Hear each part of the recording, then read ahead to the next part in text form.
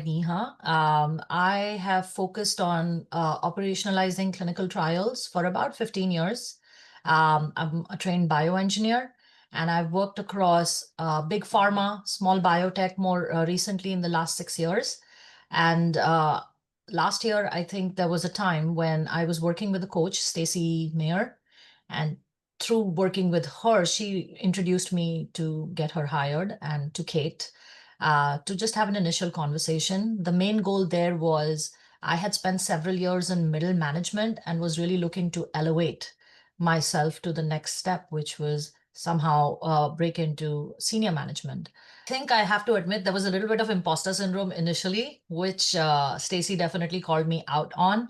And, I was certainly worried if I was ready. There was definitely a feeling of overwhelm. We all have jobs. I'm a single mom and I work full time. So, it just felt like there was one more thing added to my never ending to-do list. And we also live in a culture where there's constant pressure of just doing more and, just being out there and things like that. I am a self-professed introvert. So putting myself out there, pitching myself is definitely a harder task for me.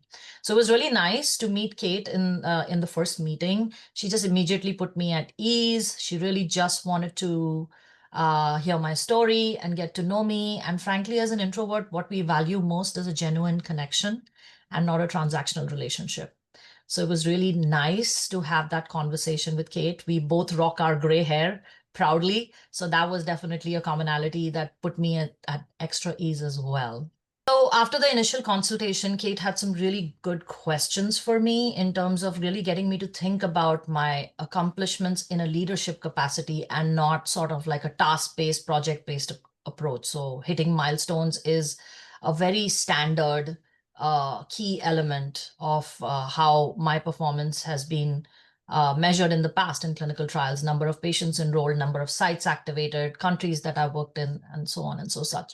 But as I spoke to Kate, not only did she ask me questions to get me thinking about what elements of leadership could I showcase through that work, but she also put a lot of things in context for me that I myself did not recognize about myself. So as she was speaking to me, she'd be like, I really feel like this is what you represent.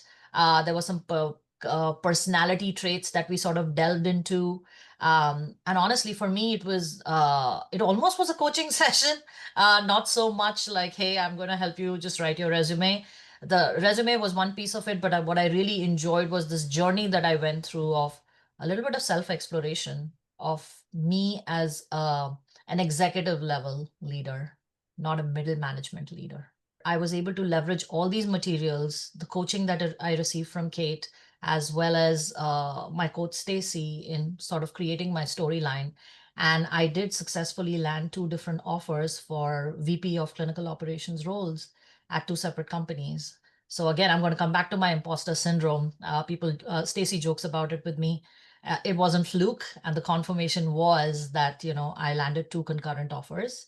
So I have accepted one of them since, and I am just celebrating my 3-month anniversary in this role. I keep going back to my summary statements and my executive summaries or the brand statements that they created for me. The days when my imposter syndrome gets the better of me, I will go back to reading them as my guiding principles and be like, this is what somebody else saw in you without knowing you at all. Really, really happy that I was connected with Kate and team.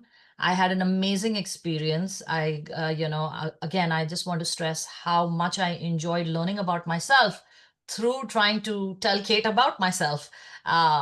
It was really interesting how the journey panned out. And I think the value is worth every penny that you can invest in yourself and in your career.